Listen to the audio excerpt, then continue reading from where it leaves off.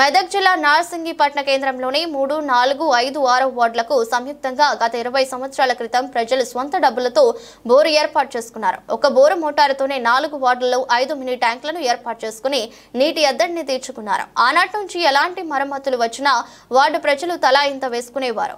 కొద్ది రోజుల క్రితం బోరు మోటారు మొత్తం కాలిపోవడం వల్ల వార్డు ప్రజలు ఇబ్బందులు ఎదుర్కొంటున్నారు.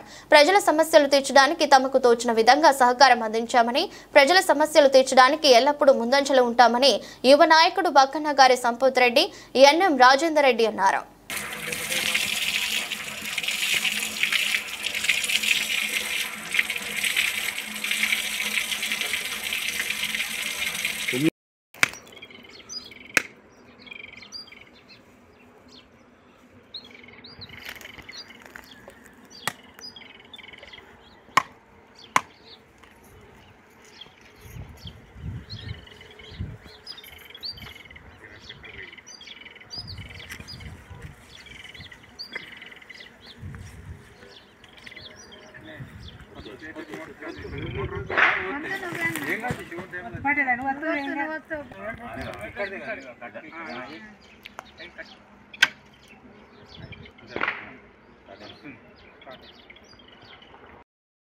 ఇంత ఇబ్బంది పడ్డా ఎవడేం రాలేరు. ఇంత పూర్తి సంపత్ రెడ్డి వచ్చిండు, అంత పూర్తి మాకు సౌలభ్యం చేస్తుండు. ఆయనకే మేము ఏదైనా చేస్తాగలుగుతాం, ఎవరికి ఏం చెయ్యం. ఓళ్ళు పట్టించుకోలేదు. ఇంత పూర్తి నీళ్ళకి ఇబ్బంది అయినా ఇంత వచ్చి చూసేటోళ్ళు లేరు, ఎవ్వరు చూడలేరు. మాకు ఆయననే అది చేసి కొత్త మోటార్ తెచ్చి పిడి చేసిండు. ఆయనకే అది చేస్తాం. సంపత్ రెడ్డి చేసిండు. సంపత్ రెడ్డికే మేము ఏదైనా అది చేయగలుగుతాం. ఎవడొచ్చి ఎవడు ముందుకు రాలేడు, ఎవడు చేయలేడు. వారం రోజులు అవుతుంది, నీళ్లు లేవు. మరి ఎట్లా పరిస్థితి ఎట్లా? రాజేందర్ రెడ్డి కూడా సాయం చేసిండు. భవిష్యత్తు లేక నీళ్ళ మోటారు ఇబ్బంది అయిపట్టుకే ఇప్పించిండు.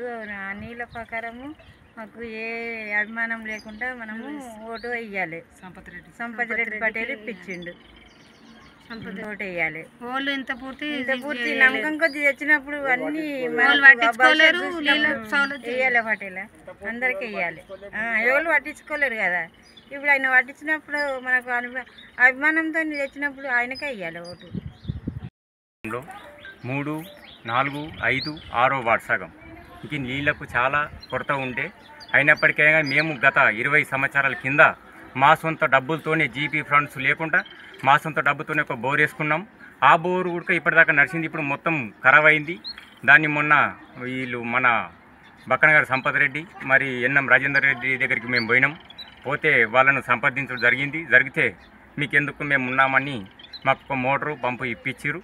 మరి ఇప్పించినందుకు ఎంతో సంతోషకరంగా ఉంది. ఈరోజు ఈ 3 వాళ్ళనైతే నీళ్ళ కొరత లేకుండా వాళ్ళిద్దరు చూసుకున్నందుకు చాలా ధన్యవాదాలు మేము తెలియజేస్తున్నామని మేము కోరుతున్నాం.